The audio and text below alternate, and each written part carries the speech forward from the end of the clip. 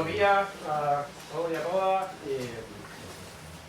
Muchas gracias por la asistencia y por haber acudido a este seminario sobre el regadío histórico, en el que bueno, vamos a tener a dos investigadores que tienen mucha experiencia sobre la temática y que además nos van a poder ofrecer una visión que va más allá de los regadíos y de los trabajos con los que habitualmente estamos más familiarizados, que son los más cercanos, los de Granada, Almería, porque nos vamos a ir no solo a la zona levantina, sino a una visión también más general, en parte de los regadíos en España.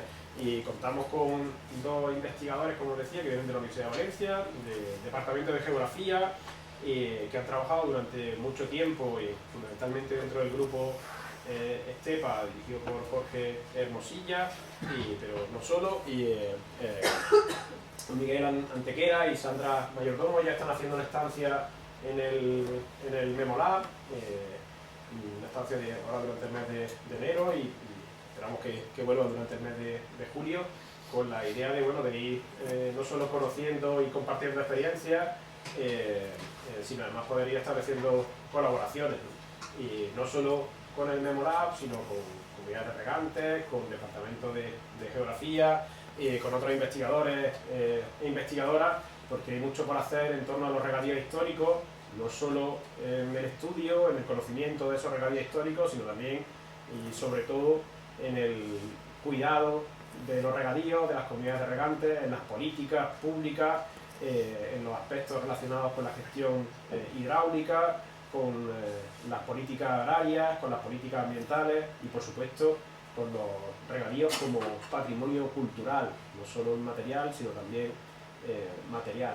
De muchas de estas cosas nos van a hablar ellos a lo largo de las tres intervenciones que van a hacer.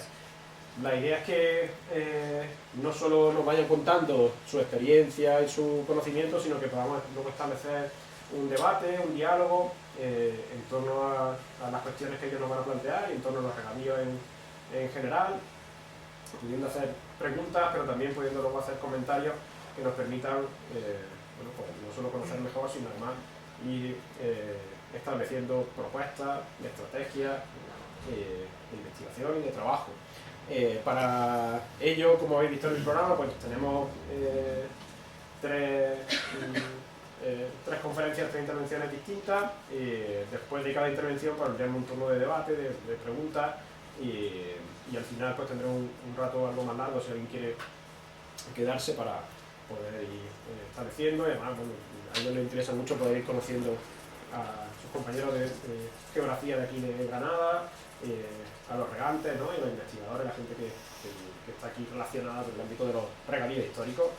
Así que bueno, desde el Memolab os damos la bienvenida, desde el Departamento de Geografía Física, de Geografía Regional, os damos la bienvenida y esperamos que sea fructífero. Dejamos primero con la primera intervención de Miguel Antequera sobre metodologías para el estudio de regadío histórico y como digo, luego tendremos un turno de debate, de palabras para poder ir comentando, preguntando cualquier cosa que se nos ocurra. Muchas gracias a los dos.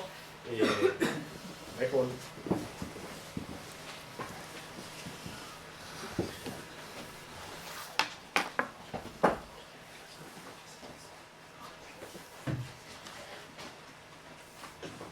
Vale, muchas gracias a José María por su presentación, por la explicación de lo que estamos haciendo aquí hoy.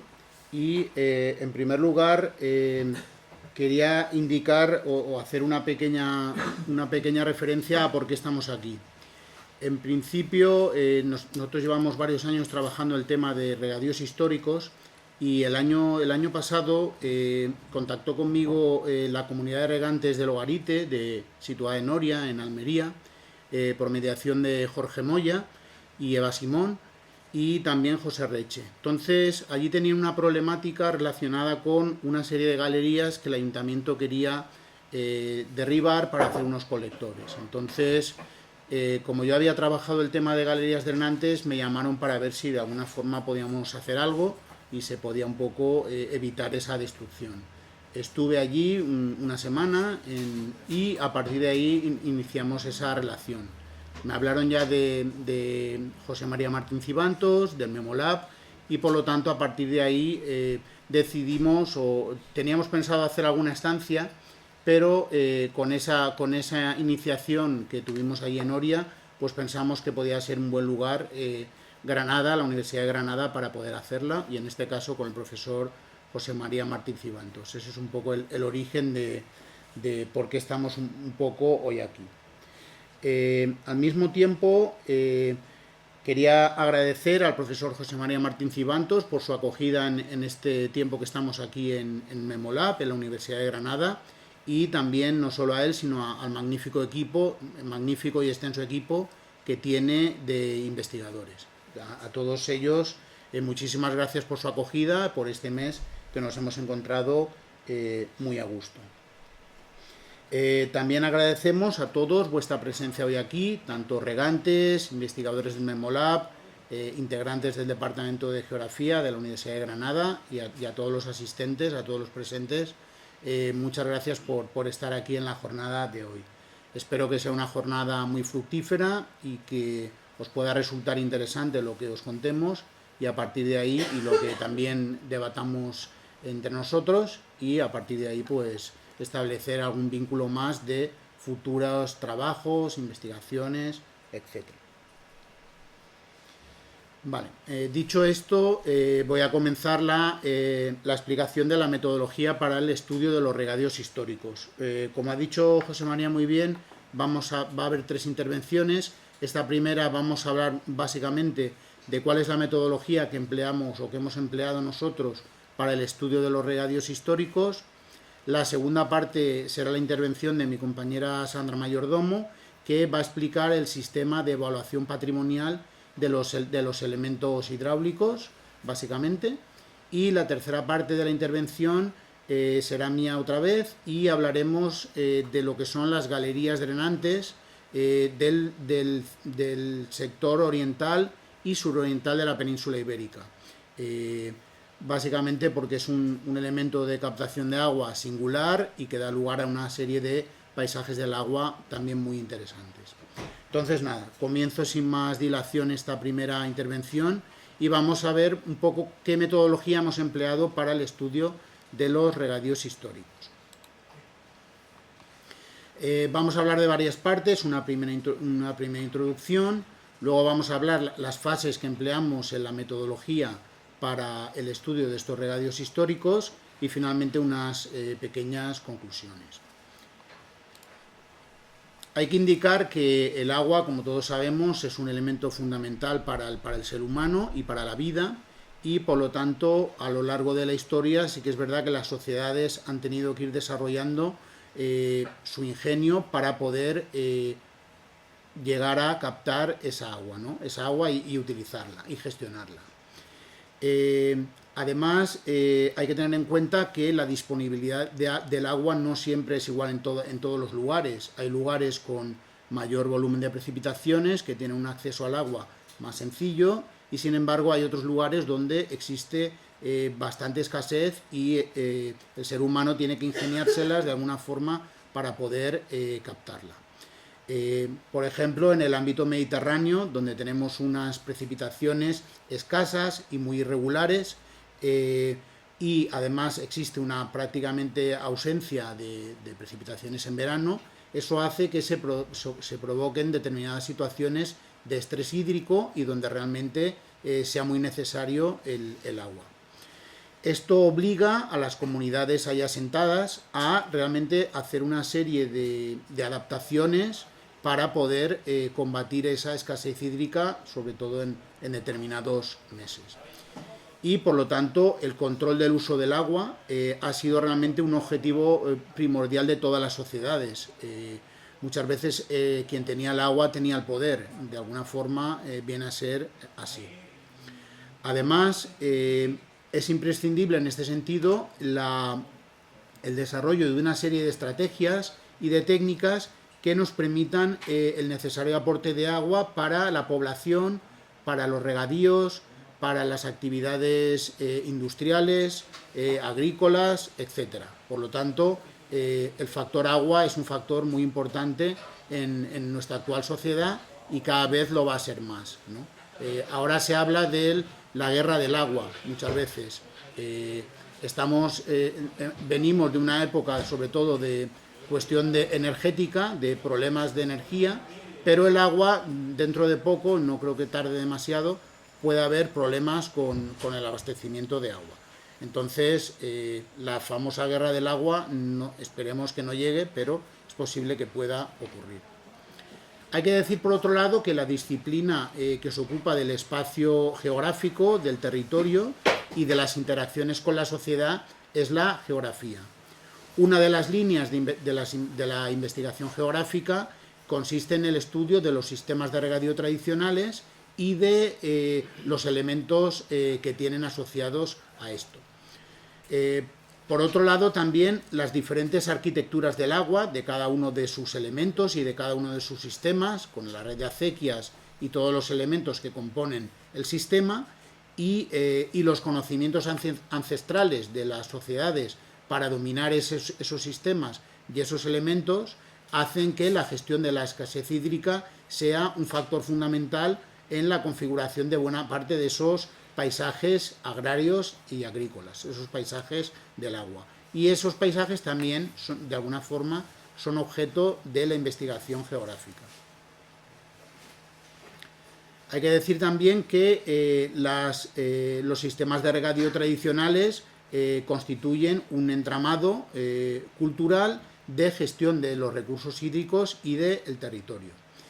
Y, por lo tanto, para estudiar esos paisajes culturales del agua es necesario estudiar y conocer cuáles son los sistemas de regadío tradicional que albergan esos espacios. Y para después de eso comprender el significado que tienen en el paisaje. Todos estos sistemas de regadío lo que hacen es configurar paisaje.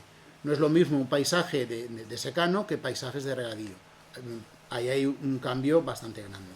Y por lo tanto consideramos que es muy importante, es imprescindible en cuanto a los sistemas de regadío tradicionales, identificarlos, conocerlos, cartografiarlos para saber realmente lo que hay y dónde está, y a partir de ahí entenderlos también. Aquí tenemos dos imágenes, una sería la cimbra de Afatabla en el municipio almeriense de Abla, como un sistema de captación hidráulica, y aquí tenemos también una zona de regadío, en este caso situada en el municipio almeriense de Armuña de Almanzora, también abastecido con una galería drenante. En los últimos años se ha producido una apertura del concepto de patrimonio cultural en las últimas décadas. Eso hace que tanto los regadíos y la cultura relacionada con los mismos, con el manejo de agua, se haya patrimonializado. Hasta no hace muchas décadas realmente el concepto de patrimonio estaba ceñido únicamente a aquellos elementos más monumentales, como pueda ser un palacio o un castillo, y sin embargo en los últimos años sí que se tiende a patrimonializar otros elementos, como pueda ser en este caso los sistemas de riego tradicionales. Ya no son desde ese momento únicamente estructuras funcionales que sirven para un determinado fin, en este caso captar el agua, gestionarla, distribuirla, sino también empiezan a ser considerados manifestaciones culturales sobre el territorio, con repercusiones de todo tipo, ecológicas, visuales, identitarias, patrimoniales, etc. Y por lo tanto pensamos que esta manera de abordar los estudios sobre sistemas de regadío, sobre espacios irrigados, debe hacerse desde un enfoque paisajístico patrimonial, que incluya ambos aspectos. Eso lo que está haciendo es que poco a poco se esté generando una revalorización social de los regadíos históricos. Cada vez más existen más colectivos que quieren de alguna forma conservar los regadíos históricos e intentar mantener su estructura y sus valores. Desgraciadamente, en muchos lugares, sobre todo urbanos y periurbanos, cada vez más se está produciendo un una destrucción o un abandono de determinados espacios de huerta, sobre todo muchas veces para construir ciudades más grandes, más edificios, etcétera.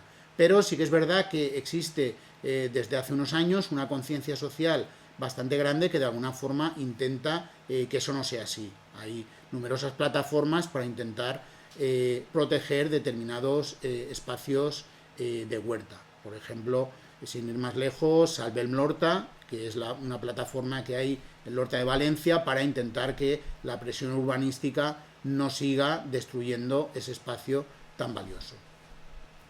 Además, el valor patrimonial de los sistemas hidráulicos no solo es material, sino también inmaterial. No solo es el regadío como tal, sino hay que tener en cuenta también los conocimientos ancestrales de cómo cultivar la tierra.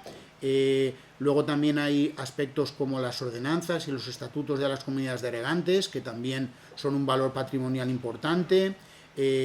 Cómo gestionar el agua. Por ejemplo, hay comunidades de regantes que tienen turnos de agua muy detallados y a partir de ahí prácticamente cada hora o cada minuto o casi al segundo está regulado exactamente qué riega cada cual en cada momento y cómo está distribuido. Y por lo tanto eso es un patrimonio inmaterial también a cuidar. En cuanto a la metodología de trabajo, lo que pretendemos es intentar identificar, cartografiar y analizar todos los sistemas hidráulicos de un territorio, siempre, como hemos dicho antes, de una perspectiva patrimonial y paisajística. El valor patrimonial de esos regadíos históricos está potenciado sobre todo a la configuración de los paisajes del agua. Los regadíos tradicionales generan paisaje y además generan un paisaje muy valioso y en muchos casos muy valorado. Por lo tanto, estos paisajes del agua quedan configurados y articulados por varios aspectos.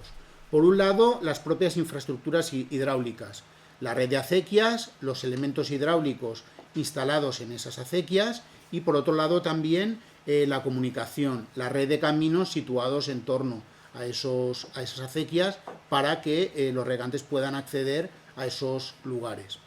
Luego también es importante la estructura de la propiedad, el parcelario. Muchas veces, en función del tipo de regadío o el tipo de espacio que tengamos, vamos a tener un tipo de parcelario de una manera o de otra. Luego también, en función de los regadíos, muchas veces el poblamiento se ha instalado cerca de esos lugares de captación de agua y por lo tanto el poblamiento agrario está muy ligado al regadío. Y finalmente también por la variedad de productos cultivados. No hay que olvidar que el regadío tiene una función productiva para la producción de alimentos y por lo tanto aparecen una serie de cultivos bastante importantes. Por otro lado, la creación de una infraestructura de datos espaciales gestionada a través de las herramientas de los sistemas de información geográfico permite efectuar análisis de la configuración de esos regadíos y de su significación paisajística y patrimonial. Por lo tanto, esta infraestructura consiste en una red de canales, de acequias y un inventario de los elementos del patrimonio hidráulico allí situados, pues desde un azud, pasando por un lavadero, un abrevadero, un acueducto, etc. Es decir, hay numerosos elementos hidráulicos. En cuanto a las fases de la metodología, habría que hablar de una primera fase, que es la consulta de fuentes de información y análisis. Esta fase es previa a la fase de trabajo de campo y lo que nos ayuda es un poco a ver la relevancia o la importancia de estos regadíos tradicionales. De alguna forma, dimensionar el trabajo que se va a efectuar. Tiene varios apartados que se suelen hacer, que serían, por un lado, la consulta bibliográfica y de fuentes de información, saber las referencias que se han publicado sobre esos regadíos, en publicaciones, en artículos, en libros, etc. Luego también la consulta de archivos, ya sean provinciales, municipales, de comunidades de regantes, de confederaciones hidrográficas.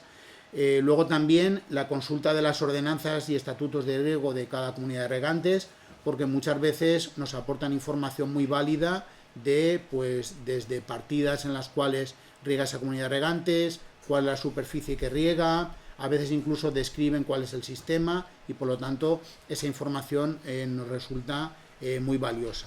Al mismo tiempo, tenemos consultas con las propias comunidades de regantes y con los usuarios de las mismas, y esto no es un factor secundario, a todo lo contrario, es decir, las comunidades de regantes sí que son muy importantes a la hora de efectuar nuestro trabajo, ya que ellas son las que conocen realmente el territorio, conocen muy bien sus sistemas y por lo tanto la interacción con ellas es fundamental para poder nosotros realizar nuestro trabajo. Si vamos a un territorio, a una comarca que no conocemos y empezamos el estudio de cero, evidentemente tenemos que apoyarnos mucho en ellos para poder hacer una buena cartografía de esos sistemas de riego. Y al mismo tiempo también nos apoyamos en otras fuentes de información, por ejemplo, el catastro topográfico parcelario. Muchas veces los catastros antiguos de los años 40, 50, sí que aparecen reflejada muchas veces la red de acequias tradicionales y sus elementos. Entonces ahí ya podemos muchas veces contar con un punto de partida, con una serie de cartografía que nos puede ser muy útil a la hora de luego cartografiar en el trabajo de campo esos sistemas. Al mismo tiempo también contamos con la cartografía de los institutos cartográficos autonómicos, del Instituto Geográfico Nacional, fotos aéreas, ortofotos. Las fotos aéreas nos sirven también para hacer una comparativa de cómo estaban los sistemas en los años 50 y cómo están actualmente, es decir, qué parcelas han desaparecido como regadío, otras que se han urbanizado, otras que hace unos años estaba cultivado y ahora ya no. Es decir, también esa información nos sirve de mucha utilidad. La segunda fase sería la construcción y el diseño de una base de datos georreferenciada, con todos los sistemas y con todos los elementos. Y al mismo tiempo, antes de hacer el trabajo de campo, también se efectúa un modelo de ficha para los elementos hidráulicos que nos van a ir apareciendo en esos sistemas. Aquí tenemos una foto de la Fuente Nueva, situada en el municipio albacetense de Alpera. También es una galería drenante.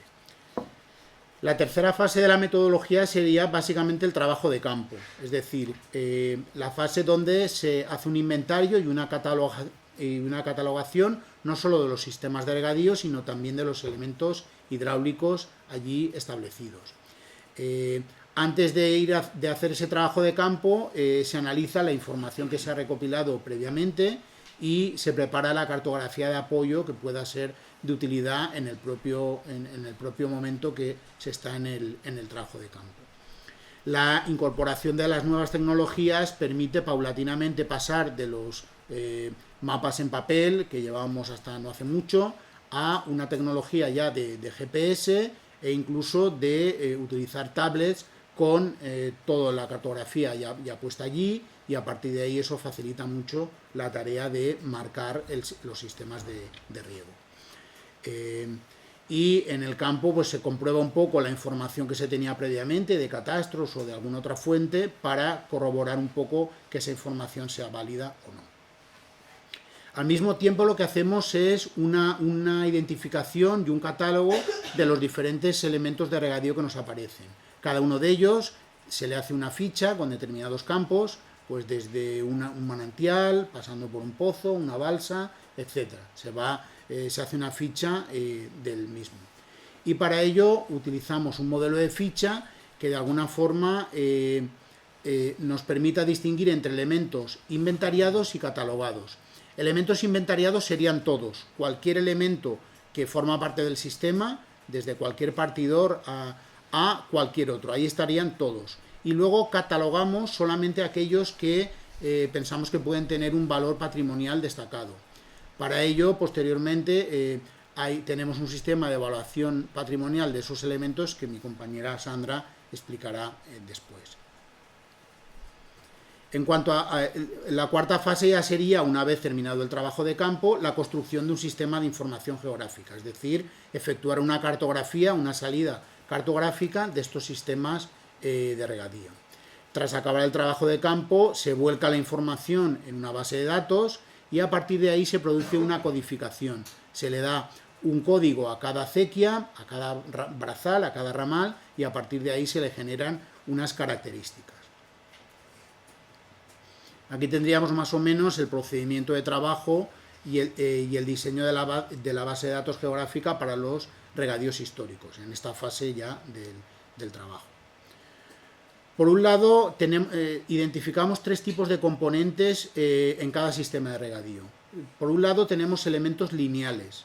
En este caso, elementos lineales son la red de acequias, tanto acequias de primer orden, de segundo, de tercero, que son los canales que distribuyen el agua en las diferentes parcelas.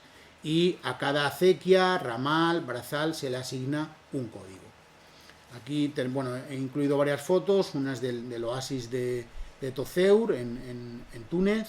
Luego esta galería esta está en Almansa, es la mina de las Dos Hermanas, y aquí tenemos uno de los regadores, en este caso es Manuel, el regador de la fuente de abastecimiento público en Gádor, en Almería. Vale, aquí tendríamos una captura de pantalla de la tabla de códigos realizada en Excel, que luego también la compartimos con el sistema de información geográfica, donde aparecen los diferentes campos de cada acequia. Pues desde nombre de la acequia, nombre de la derivación, partidas que atraviesa, cultivos que tiene, superficie regable, longitud, etc., con numerosos campos. Eso en cuanto a elementos lineales. Si hablamos de elementos puntuales, existen de varios tipos de elementos hidráulicos, que serían de captación, de transporte, de distribución, de acumulación y de uso. Hay estos 5 tipos de elementos hidráulicos.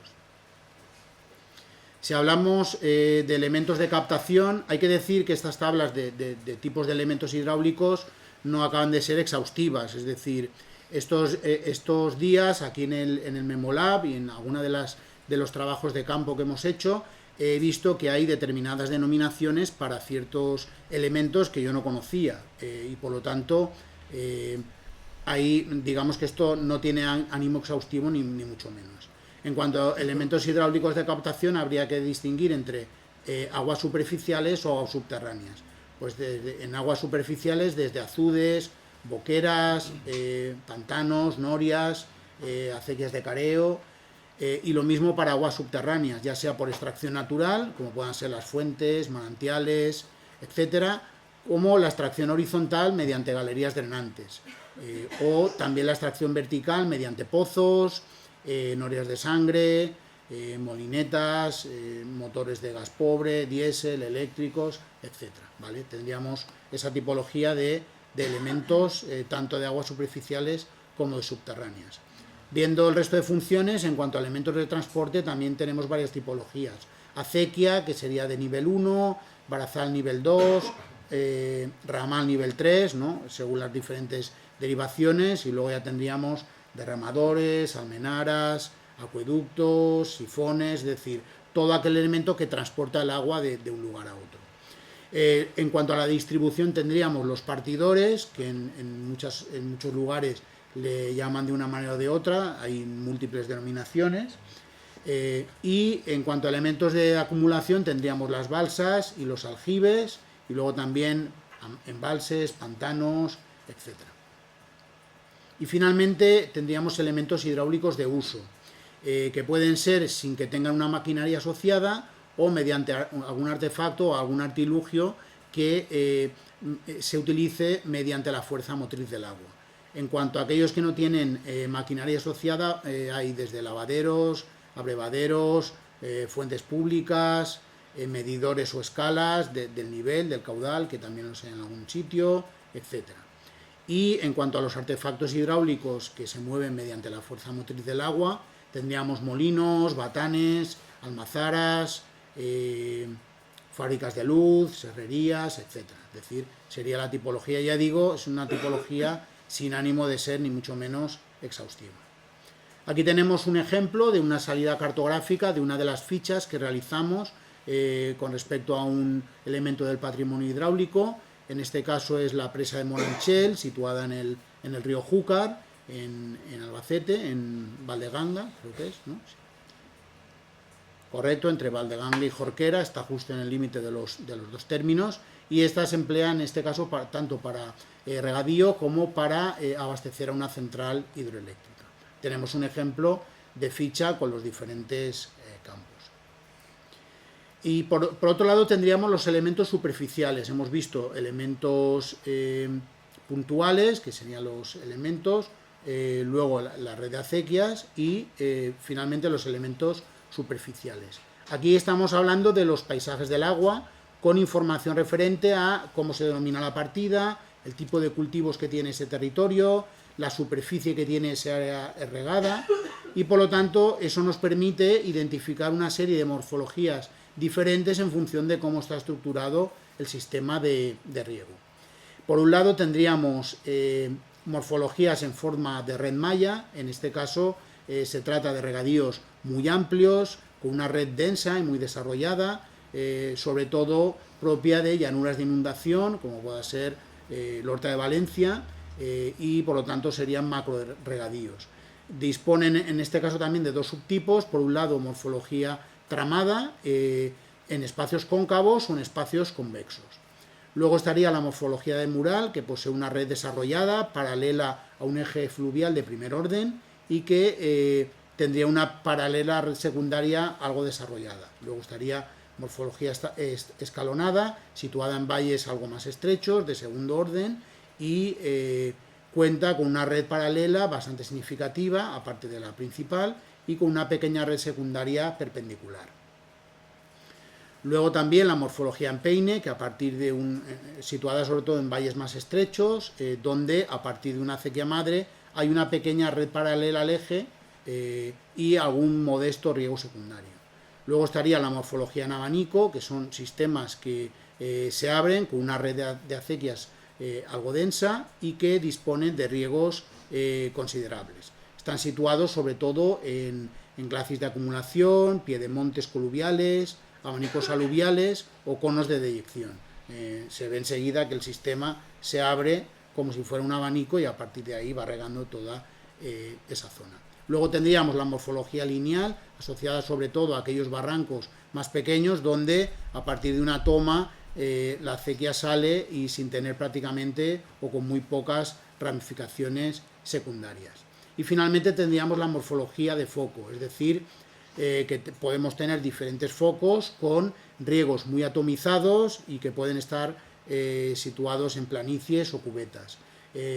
Un ejemplo claro de estos morfología de focos sería los riegos de norias. Hay determinadas zonas del territorio donde tenemos una acumulación de norias, pues sería perfectamente esta morfología de foco. Luego, por otro lado, tendríamos el cálculo de geometrías, es decir, operaciones que de alguna forma nos van a dar las características y nos van a permitir evaluar los diferentes sistemas de riego. Por lo tanto, ahí se calcula la superficie de riego de cada acequia, la longitud de las acequias de primer nivel, segundo nivel, tercer nivel e incluso superior, las coordenadas UTM de cada elemento del sistema, de cada elemento puntual, luego también el número de elementos que tiene cada sistema, si son de transporte, de acumulación y su tipología. Y luego finalmente un índice que relaciona también las superficies regadas con el número de acequias. En cuanto a los diferentes sistemas de regadío tradicionales, los dividimos en 6 partes. Grandes sistemas, que pueden ser megaescala o macroescala, es decir, aquellos que superen las 20.000 hectáreas. En este caso ya estamos hablando de macroregadíos. Luego también hay, la macroescala sería entre 5.000 y 20.000. Luego ya pasamos a los sistemas medianos, que distinguimos entre escala intermedia y mesoescala, que iría entre 1.500 y 5.000 hectáreas y 250 y 1.500, y finalmente los sistemas menores con huertas de pequeña escala que rieguen o bien de 50 a 250 hectáreas o menos de 50, ya en huertas de microescala. Además, la base de datos está diseñada, como hemos visto antes en el gráfico, para introducirle una serie de atributos, desde el código del elemento, tipología del elemento, municipio, partidas que atraviesa, superficie regable, longitud de cada acequia, etc.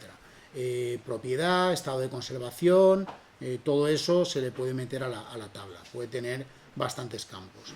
Aquí vemos, volvemos al gráfico que hemos visto antes, ¿no? Los diferentes pasos que nos llevan finalmente a la salida cartográfica de esos mapas de ese sector. Esa salida cartográfica de alguna forma nos permite mostrar sobre el plano dónde están situados los sistemas de regadío y se representa la red de acequias, los elementos, las partidas, todo. Ahí estaría a nivel cartográfico todo lo que se ha realizado durante la investigación. Al mismo tiempo hemos diseñado para esos mapas una simbología específica propia que permite identificar cada elemento en función de lo que haya. En primer lugar, en cuanto a sistemas, si marcamos la acequia de color azul es un sistema que está funcional, es decir, está en funcionamiento. Si se marca de color rojo es que está abandonada, está la acequia pero ya no se utiliza. Y finalmente, en color así amarillo oscuro o a veces incluso negro, aquellos sistemas que han desaparecido, es decir, que o se ha construido encima de ellos o que ya no queda prácticamente ningún vestigio de la acequia. Esos serían los tres en cuanto a sistemas. Y en cuanto a elementos, cada tipo de elemento tiene un símbolo propio. Aquí hemos puesto algunos, pero habría más, ¿no? Pues desde noria, motor, lavadero, cada uno tiene su simbología exacta. Y aquí ya finalmente algún ejemplo de mapas de la cartografía resultante. Por ejemplo, el de la izquierda es la galería del Caño y Contracaño, situada en Puerto Lumbreras. A la derecha tenéis la Font de Quart, situada en varios municipios del Camp de Morvedre, en Valencia. Aquí tendríamos el sistema de la Font del Molí, de Finestrat, que también es un sistema bastante desarrollado. Y finalmente otro ejemplo de los riegos de la Vall d'Uxó, en Castellón, donde aquí distinguimos en torno al núcleo urbano el riego del Escoves de Sant Josep, que es un riego a partir de una galería.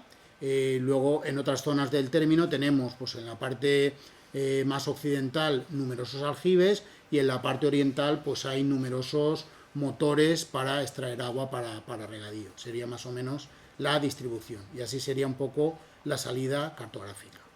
Ya para concluir, hay que decir que la patrimonialización, como hemos comentado antes en las últimas décadas, de estos elementos de la arquitectura hidráulica y de la gestión tradicional se han ido patrimonializando. Antes no tenían esa consideración.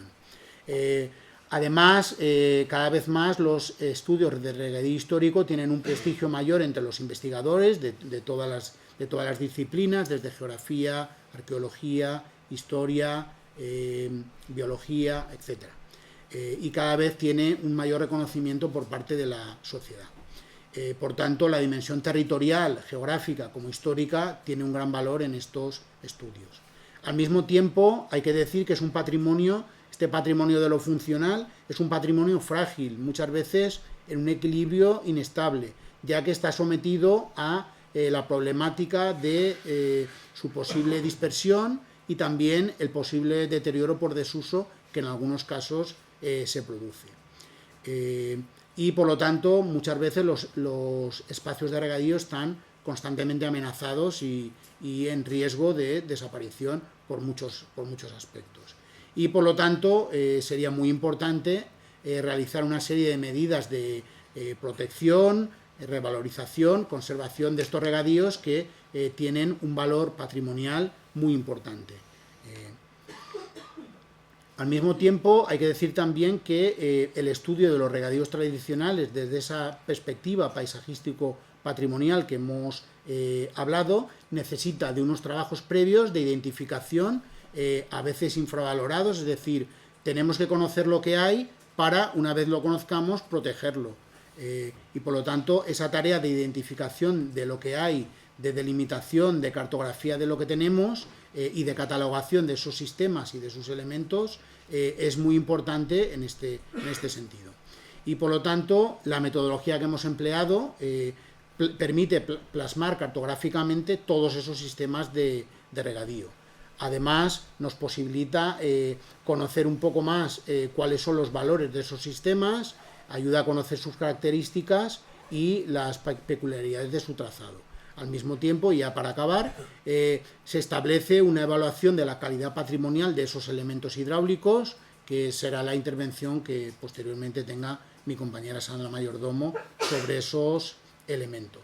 Nos hemos dado cuenta también en estos días que hemos hecho trabajo de campo, que aquí en Granada, que el Memolab tiene una metodología de trabajo en cuanto a regadíos, identificación de regadíos tradicionales muy similar a la nuestra. Es decir, prácticamente a la hora de cartografiar e identificar los sistemas trabajamos de forma muy similar.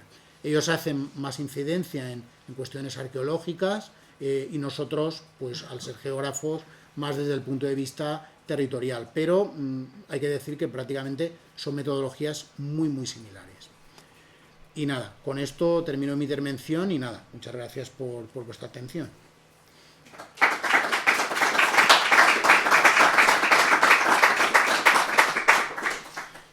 Y nada, ahora si queremos ya se establece un turno de palabra, de intervención, por si queréis aportar cualquier cosa o lo que queráis. Ahora es el momento de plantearlo. No sé si...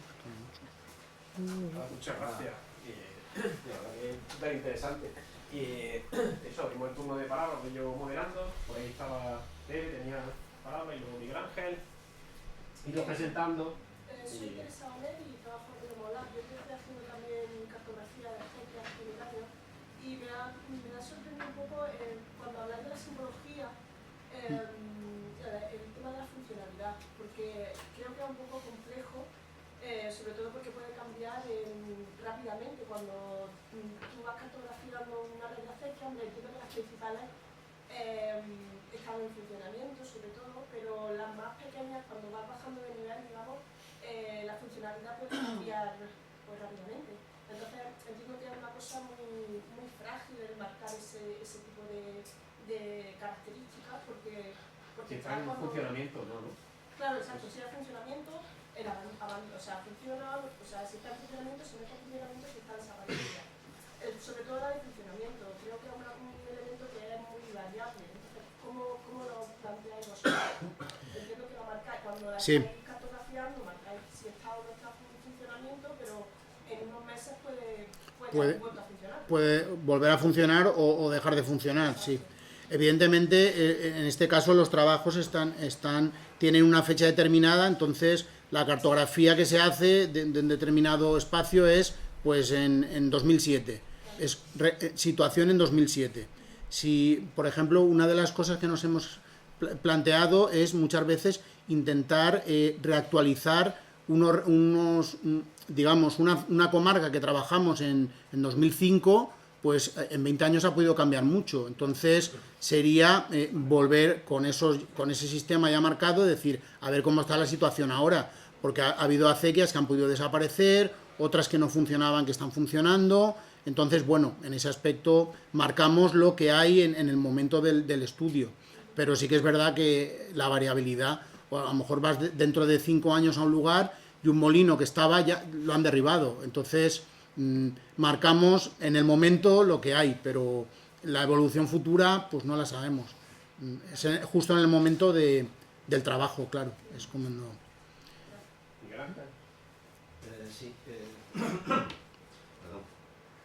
Miguel Ángel Sánchez del Árbol, soy profesor en el Departamento de Análisis Geográfico Regional y Geografía de aquí, de esta universidad. En primer lugar, quería dar enhorabuena porque me parece un planteamiento metodológico muy interesante, que abarca muchos aspectos que a veces nos han pasado un poco desapercibidos.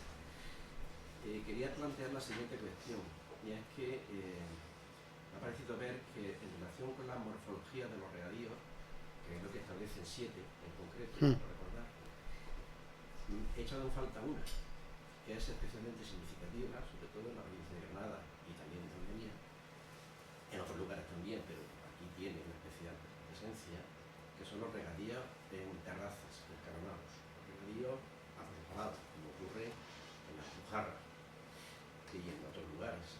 Y me parece ver que no estaba. Y a mí me parece que tiene una significación extraordinaria desde todo el punto de vista. Morfología escalonada. Morfología escalonada, claro. Pero valles fluviales. Valles fluviales de segundo orden, sí.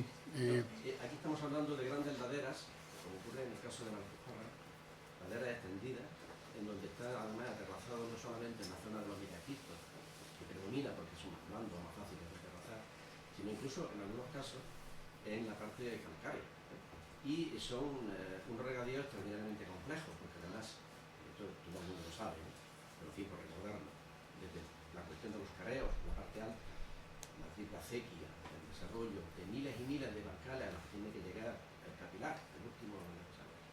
Con una enorme significación tanto en el paisaje, en el territorio, como patrimonialmente, como bien sabido, y que además se están viendo sometidos a grandes pérdidas que se pueden contar casi cada año, como ocurre en el Coqueira. Prácticamente se han perdido todos los regadíos que allí había, porque se ha ido derivando las actuaciones, la actividad económica hacia otro tipo de actividad, y en consecuencia se están abandonando, y el abandono de estos regadíos además implica la destrucción de la parata, del balate, etcétera, etcétera, y eso tiene un efecto extraordinariamente importante. Entonces, simplemente quería hacer hincapié en que, aunque hay morfología escalonada, no es en el sentido que yo estoy tratando de exponer, es mucho más compleja y mucho más extensa que lo que puede parecer en un valle, porque esa morfología escalonada en pequeños valles también la tenemos. Van escalonándose en el vallecito, existen roqueras y cosas así, pero lo que estoy hablando es de lo otro, que es mucho más significativo. Creo que sería muy interesante que en esa metodología lo introdujese y lo introdujese. Entiendo que ustedes proceden de la zona de Valencia, que esto es más puntual probablemente, a lo mejor sí, de una manera mucho más anecdótica, pero en alguna zona, en el sureste concretamente, es extraordinariamente el peso que tiene la importancia. No digamos que también ocurre en el Magreb y en otros lugares, o en Filipinas. Pero en fin, centrándonos en nuestra parte, creo que sería muy importante y muy interesante que lo introdujeran con toda la carga que conlleva, que es extraordinariamente compleja. Sí, en ese sentido, pues si nosotros hemos trabajado sobre todo Comunidad Valenciana y luego zonas de la Confederación Hidrográfica del Júcar, regadíos en Teruel, en Cuenca, Albacete, y es verdad que esa morfología yo creo que se puede incluir y evidentemente va a enriquecer aún más.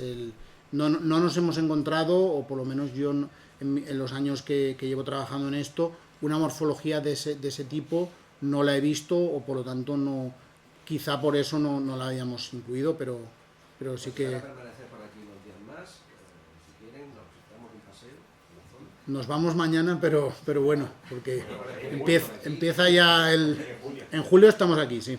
Pues en julio nos damos un paseíto por ahí. Bueno, con José María, por supuesto, también. Pero Sí. me gustaría participar de esa posible cosa. Perfecto, por nuestra parte encantado, sí. Queda pendiente, sí. Responsable de organizarle con el vamos todos los que quieran. Muy buenos días, Juan Pablo Zamora, del Instituto Nacional de Tecnología Agropecuaria de Argentina, y soy doctorando aquí en Granada con base en el MEMOLAB y en el ICME.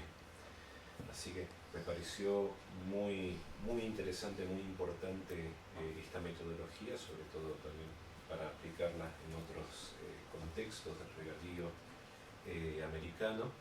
Así que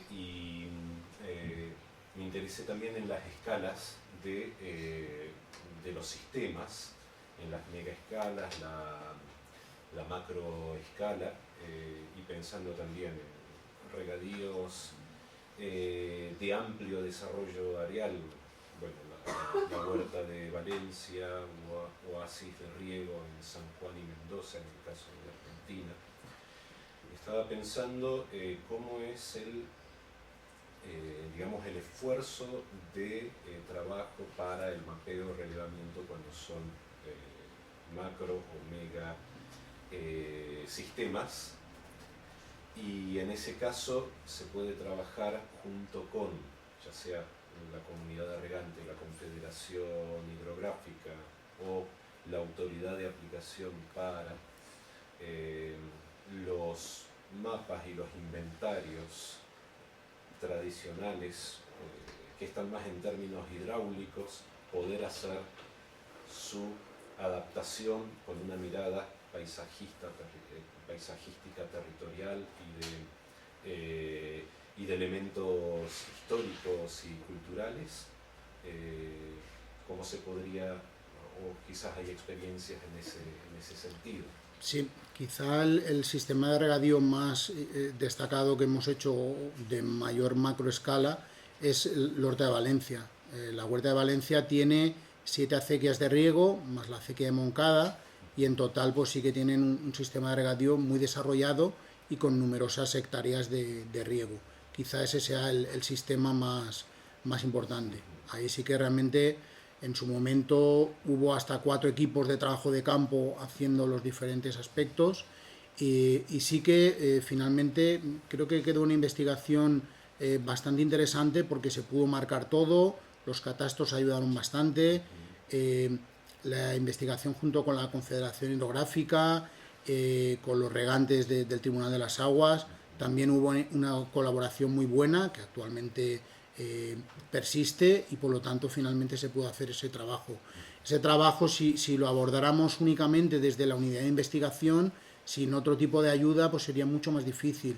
Sin embargo, contando con regantes, con las 7 acequias de la Vega, la de Moncada y demás, pues es un trabajo bastante más fácil. Si hubiera que hacerlo desde cero sería muy complicado, ya que la red del Horta es muy densa, muy larga, y es cierto que sería un trabajo mucho más difícil, sí, en ese aspecto. Quizás sea la zona de más compleja quizá que abordamos en ese aspecto, y más grande. Ahí sí que sería un macrosistema, sí, evidentemente. Muchas gracias. Gracias. Sí, hola, ¿qué tal? Buenos días, Juan Garrido Clavero, también del Departamento de Análisis Geográfico Regional y Geografía Física de aquí de la casa, ¿no? De la Universidad de Granada. Les quería plantear en este sentido, voy un paso más allá, ¿no? De lo que sería pues este inventario, ¿no? de elementos hidráulicos, y quiero formular la pregunta con una aportación en relación a la planificación territorial. En el caso de la Vega de Granada, está en aprobación inicial un plan especial de ordenación de la Vega de Granada, el cual tiene como modelo territorial precisamente la distribución de los pagos de riego históricos que distribuye. En torno al mismo se ha organizado todo este espacio tan singular, que bueno, ya adelanto que deja a un lado infraestructuras y núcleos urbanos, exclusivamente la parte agraria, que es la predominante en el contexto de la Vega de Granada. En este sentido, en su momento, los que estábamos en la redacción del mismo, utilizamos buena parte de toda esta infraestructura como infraestructuras verdes útiles para la planificación. Ahí es donde les formulo les formulo la pregunta, ¿no? Esas infraestructuras verdes, ese uso o utilidad posterior para fundamentalmente el uso público que pueden tener, quedaría también registrado en este caso a la hora de hacer este inventario. Aspectos como si puede usarse públicamente, si hay que pedir concesiones a la comunidad de regantes, etcétera, podría ser muy interesante para favorecer que luego se incorpore dentro de los planes de ordenación del territorio que se estén desarrollando en cada uno de estos ámbitos, fundamentalmente vinculados a la infraestructura.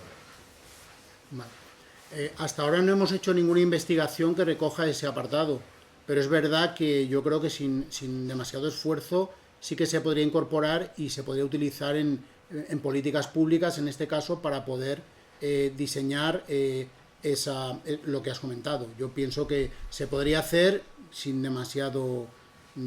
teniendo en cuenta eso en el estudio previo, yo creo que sí que se podría integrarse dentro del análisis ese aspecto, porque realmente sería muy interesante y además se puede utilizar posteriormente para lo que has comentado. En ese caso...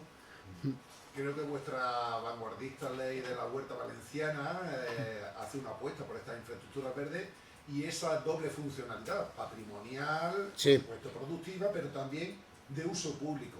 Y estaría registrado, afortunadamente queda registrado en una normativa que existen otros usos que se pueden aplicar a todas estas infraestructuras hidráulicas. Creo que es una buena oportunidad para que cuando llegue la planificación territorial decir, aprovechen ustedes este recurso que está, para este uso. Sí, evidentemente la ley es posterior, el trabajo del Horta lo hicimos creo que la publicación salió en 2007, y la ley es bastante posterior, pero evidentemente sí que se puede utilizar esos trabajos para tener en cuenta ese aspecto y yo creo que puede quedar muy bien, no solo en en esa zona, sino en cualquiera, y en este caso el que has comentado de la Vega de Granada, sí, por supuesto. Sí. Porque imagino que buena parte de toda esta infraestructura tienen aparejado una reserva de espacio que se podría utilizar para ello, vías de acceso, vías de servicio, Sí, etcétera, ¿no? en principio sí, debería tenerla, y a partir de ahí se puede establecer cualquier tipo de protección, desde, pues, se me ocurre cartelería o marcar que se está viendo, nivel de protección, es decir, todo eso se puede llevar a cabo, sí, realmente sí. Bueno, para ir cerrando este bloque, aunque bueno, nada más que con este bloque podíamos echar ya la mañana. En primer lugar, en el caso que, por la parte que a mí me corresponde, porque como decía Miguel, desde el punto de vista metodológico, pues tanto desde la Universidad de Valencia como lo que nosotros hacemos desde el Memolab, pues vamos aplicando una metodología que es muy parecida, por no decir prácticamente igual, ¿no? Y las diferencias principales muchas veces están incluso en la denominación local Sí. de los elementos, ¿no? Y la variabilidad, que es muy importante porque forman parte de la cultura local, de la cultura del ámbito rural, que una de las riquezas que tiene la lingüística, que muchas veces no olvidamos, pero desde el punto de vista de la aplicación de las formas de estudio, ¿no? De documentación de esos sistemas de regadío, en realidad es muy parecido. Hay una parte que para nosotros resulta muchas veces la más compleja, que no es cartografiar en sí, que es muy tediosa porque lleva mucho, ¿no? Y lo que me preguntaba también Juan Pablo, porque lleva mucho tiempo de trabajo, no solo la parte de documentación, sino de campo, ¿no? Y de cartografía, porque son muchas acequias con sistemas muy intrincados, sobre todo cuando ya alcanzan cierta dimensión, ¿no? Y hay mucho pateo de campo, sino la parte social, la parte complicada, ¿no? La parte social, la parte de distribución social del agua, de cómo se reparte el agua, ¿no? Cómo se mide el agua, cómo se miden los tiempos, cómo se mide la superficie de tierra y cómo se combina todo eso. Y cómo eso se mete dentro de un sistema de información geográfica, que es donde encontramos el problema principal, ¿no? Y porque al fin y al cabo la red de acequia es fija, ¿no? Incluso los derechos son fijos, pero la forma de aplicación, ¿no? Y luego efectivamente de regar, pues depende de cuánta agua hay disponible, y depende de cómo se hace luego la distribución social, ¿no? Y cómo se organizan las tandas o los turnos, ¿no? Cómo se organizan. Para nosotros esa es la parte que muchas veces resulta más compleja, no ya de documentar oralmente, haciendo una entrevista, ¿no? Sino de plasmarla luego físicamente, porque esos son los manejos, ¿no? Son donde realmente luego se aplican los conocimientos ecológicos locales y la complicación de los manejos, de la aplicación de los derechos, pero también de la adaptación a la escasez, fundamentalmente, ¿no? Y ahí es donde se ve la riqueza, como digo, y la complejidad. Nada más que sobre eso podríamos estar un buen rato, ¿no? Viendo cómo hacerlo desde el punto de vista metodológico. Pero me interesa más, aparte de que yo creo que las cuestiones que habéis planteado son muy importantes, claro, la utilidad que tiene todo esto, ¿no? Que es nuestra principal preocupación desde el Memolab, la utilidad que tiene todo esto, sobre todo las comunidades regantes, ¿no? Para mí está claro que es fundamental que se conozcan, ¿no? Conocer los sistemas de regadío, poder documentarlos, poder estudiarlos, para luego poder traer todos esos valores materiales e inmateriales, y que eso ya de por sí creo que tiene una utilidad muy importante de cara a la defensa de los propios riegos históricos y de las comunidades de regantes, porque bueno, los manejos han estado siempre basados en la transmisión oral, y ha sido uno de los mecanismos de defensa de las comunidades regantes,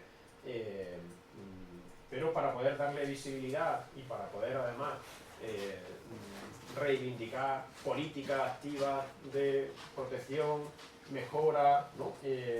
Y apoyo a las comunidades de regantes, es necesario poder conocerlo, documentarlo, y además por otro lado porque a las comunidades de regantes, pues, claro, se les exige y es obligatorio el poder tener sus mapas de superficie regables, y eso tiene sus ventajas y tiene sus inconvenientes, porque bueno, supone estar controlados por las confederaciones y organismos de cuenca, y es necesario planificar y regular el uso del agua, pero por lo general ya sabemos que salen perdiendo las comunidades regantes tradicionales, sobre todo en las dotaciones, ¿no? Por la forma en la que se miden las dotaciones de agua, ¿no?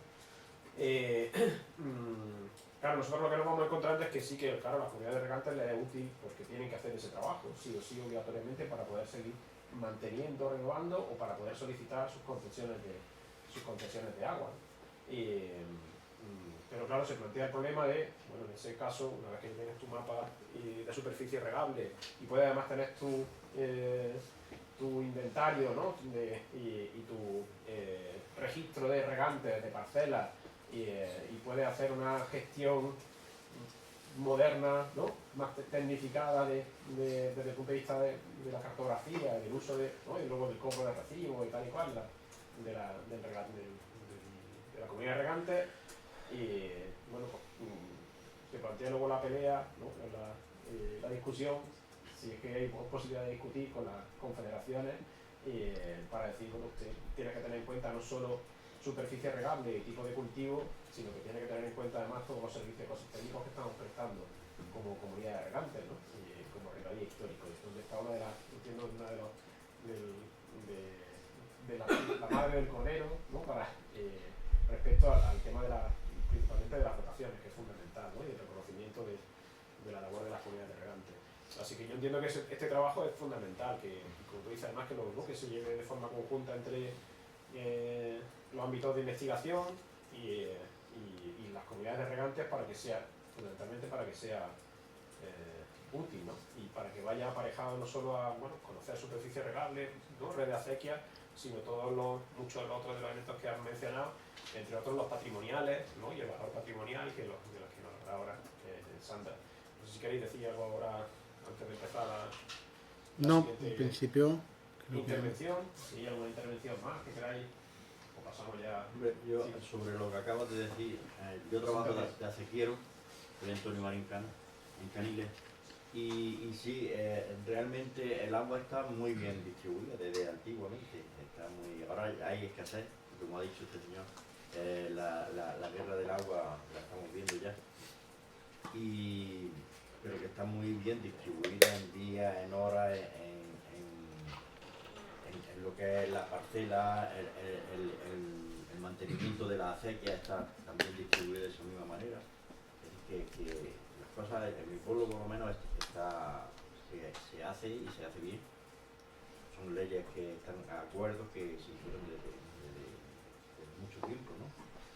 En el reparto de la acequia, en lo que es la limpieza, pues allí se reparte en fanegado, ¿no? Es decir, que cada persona paga, no limpia su trozo. En los brazales sí, pero en la acequia principal pues se reparte en una cota según las fanegas que tengan, ¿no? Y así lo mismo paga el último, que paga el primero, que paga el que tiene más, pues paga más, el que tiene menos, pero todo el mundo tiene derecho a ese agua y a ese uso. O sea, es interesante eso que acabo de decir porque hay que tenerlo en cuenta, no es algo que se hace así de aquella manera, ¿no? Que está muy, muy bien ordenado. sí, en ese sentido tenemos numerosas ordenanzas donde regulan casi hasta el minuto qué riega cada uno, cuándo, dónde, el orden. Por ejemplo, pensando en la Font de Quart, ahí está marcado al minuto, o sea, incluso hay una parte de las ordenanzas muy grande dedicada a eso.